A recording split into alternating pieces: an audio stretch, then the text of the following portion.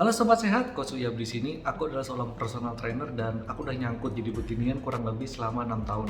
Di video ini aku mau sharing ke kalian, boleh nggak sih kita itu jajan mixed pas kita lagi diet? Atau lebih tepatnya, boleh nggak sih kita itu jajan kalau misalnya kita lagi on diet? Jawabannya, boleh. Kenapa? Yuk kita bahas. Aku mau cerita sedikit tentang journeys aku masuk ke dunia gym ini ya. Jadi sekitar tahun 2011 atau 2012-an gitu kalau nggak salah. Aku tuh kan kuliah di Bandung ya, dari Bali ya. Waktu pas aku kuliah di Bandung sekitar tahun 2011-2012 itu, aku mulai nyoba awal-awal nge-gym. Jadi waktu itu aku ada nge-gym di dekat kampus aku dan kebetulan di sana ada coach juga. Coachnya ini tuh dia mantan atlet ya. Kalau dibilang atlet sih nggak juga ya, tapi kayak orang yang sudah lama berkecimpung di dunia bodybuilding juga, tapi waktu itu dia lagi off season. Seenggaknya di gymnya itu pernah ada bukti dia itu pernah ikut beberapa event, terbukti dengan ada beberapa piala, terus ada beberapa fotonya dia ikut di event itu. Nah, awal-awal aku nge-gym tuh kan, aku taunya nge-gym itu dari yang dikasih tahu sama dia ya. Kalau misalnya kita nge-gym nanti kita bikin bentuk badan, kita bener-bener harus ngejaga makan banget ya. Kayak makan harus pakai nasi merah, terus makan tuh harus tinggi protein, nggak boleh begadang. Ya pokoknya makan itu kudu diatur banget deh. Sampai di suatu ketika pas aku datang lebih awal mau nge-gym kalau nggak salah, aku waktu itu nge-gym sekitar jam 4 sore, jam 3.40-an gitu aku udah datang. Aku ngeliat nih si coachnya dia tuh lagi jajan gorengan sama minum kayak ice coffee gitu. Aku tanya ke dia, "Loh Pak, emang boleh ya kalau misalnya nge-gym kita makan kayak gitu?" Dia bilang kayak gini coba, Ya kalau mau makan, makan aja, ngapain sih dilarang-larang? Emang nggak boleh makan kayak ginian? kan aku yang pertama-tama nge-gym pas ngeliat dia, kok dia makannya kayak gitu, aku kan langsung, loh kok dia nyuruh aku makan harus dijaga banget, tapi dia sendiri makannya kayak gitu. Nah, sampai ini jadi pertanyaan besar buat aku capek-capek nge-gym, terus capek-capek jaga makan, tapi kok aku segini-segini aja ya, sebenarnya yang salah aku di sebelah mana sih? Yuk kita bahas. Mungkin kalian pernah dengar beberapa istilah dari anak gym itu ada yang namanya cheat day ya. Jadi cheat day ini istilahnya kayak kita satu hari itu boleh makan sebebas-bebasnya sebagai konsekuensi kita udah lama diet. Technically sebenarnya ini nggak salah dengan istilah cheat day di mana di hari itu kita boleh makan bebas. Tapi kalau misalnya kita cheat day-nya itu kebablasan, ya badan kita tuh langsung berubah, nggak kenceng lagi. Nah gimana kalau misalnya sehari-hari kita itu penuh dengan cheat day? Kita sehari-hari itu nggak kekontrol makannya. Kita sehari-hari makan sebebas-bebasnya kita. Every day is a cheat day. Ya jelas, dari orang yang udah ngejaga makannya aja, kalau dia ketemu cheat day, badannya itu bisa langsung berubah loh. Bisa langsung berubah itu maksudnya kayak gini. Kan aku pernah ikut sekali event body contest gitu ya. Kalau nggak salah itu sekitar bulan Agustus di 2022 gitu. Jadi selama beberapa bulan sebelum hari H, aku tuh bener-bener ngejaga makan banget. Aku bener-bener memperhatikan apa yang aku makan dan aku juga latihannya bener-bener aku jaga ya. Kayak aku nggak pernah itu ngerasain yang namanya terang bulan, martabak manis, atau es krim mixway gitu. Pokoknya apa hal-hal yang aku suka, itu tuh nggak pernah aku alamin ya selama pas aku diet buat ikut event itu ya. Tapi hal ini tuh juga dialamin sama teman-teman yang juga lagi event. Karena mereka punya goals yang tinggi banget, sehingga mereka itu ya udah mengorbankan diet makan yang enak-enak buat di hari H itu.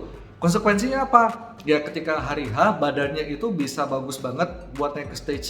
Jadi kalau misalnya kalian pernah ikut body contest atau teman kalian pernah ikut body contest atau kalian pernah nonton lah orang-orang yang ada acara body contest gitu ya, pas hari H badannya itu bakal kenceng banget dan bakal ready banget dan bagus banget buat naik ke stage. Ya memang mereka mendedikasikan kegiatan mereka mendedikasikan diet mereka buat di hari H itu. Kan keren ya waktu pas di suatu hari, pas di hari H badannya mereka itu bisa bagus banget dan kelihatan keren banget ya di stage ya. Tapi dietnya mereka ini aku rasa nggak cocok buat orang-orang umum ya.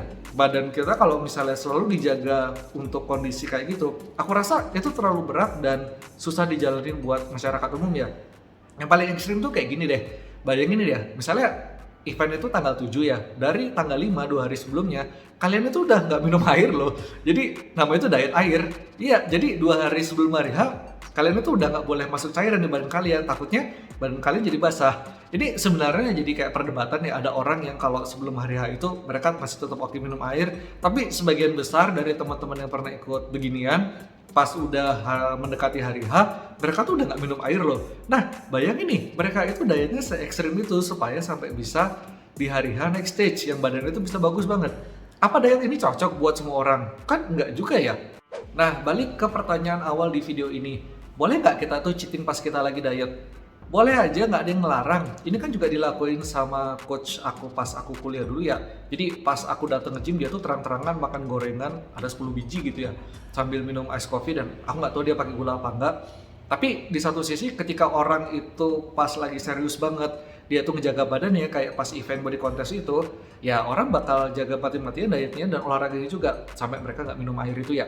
Dan ini kan tergantung gimana kita nge-set goals itu ya. Jadi kalau misalnya kalian itu pingin ngebentuk badan kalian itu 100% serius, bisa juga kok. Seriusnya itu nggak sampai 100%, 70% juga nggak apa-apa. Tapi ya jadinya beda juga. Ketika kalian itu melakukan 100% usaha kalian, ya kalian bakal dapat 100% juga hasilnya. Buat orang-orang yang sekarang lagi off season dan apalagi sekarang mau deket-deket tahun baru ya, dan biasanya orang lagi males-malesnya buat diet ya. Kecuali biasanya orang tuh rajin diet kalau itu mau liburan ya, karena biasanya dia mau foto-foto.